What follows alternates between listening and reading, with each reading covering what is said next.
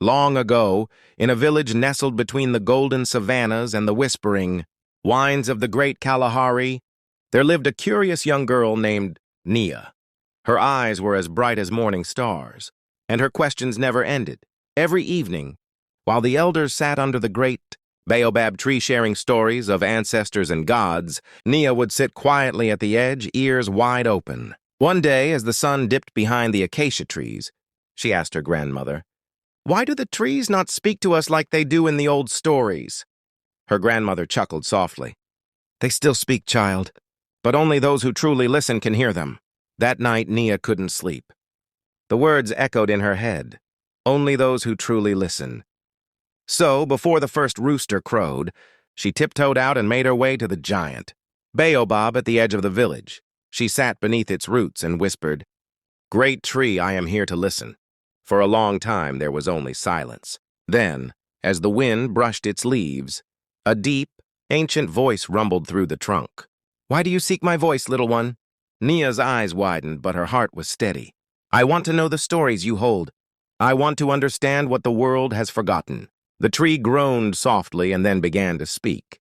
It told her of the time when animals and people spoke the same tongue, when rainmakers danced with thunderclouds, and when the rivers flowed with songs. It spoke of greed that brought drought, of kindness that brought rain, and of balance, always balance. Every morning for 7 days, Nia returned. The baobab shared wisdom and secrets of the earth, and in return, Nia brought it water and sang songs her grandmother had taught her. But on the 8th day, the sky turned red. A group of hunters from a distant land came with axes, aiming to cut the great baobab to sell its wood. The village was afraid, for they had never seen such greed. Nia ran to the tree, hugged its trunk, and shouted, "You cannot take him! He is the keeper of our past." The hunters laughed. "It's just wood, girl. Move aside." Suddenly, the baobab shook violently. A storm gathered from nowhere. Winds howled. Lightning split the sky. The hunters dropped their axes and fled. When the storm cleared, the village elders came and found Nia sitting quietly under the tree, its bark glowing faintly in the moonlight. From that day, no one dared disturb the baobab again.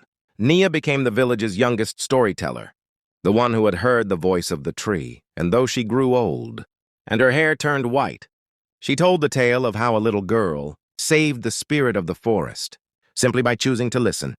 Moral of the story: wisdom is all around us, hidden in nature and silence, but only those with patience, courage, and a pure heart can uncover its voice.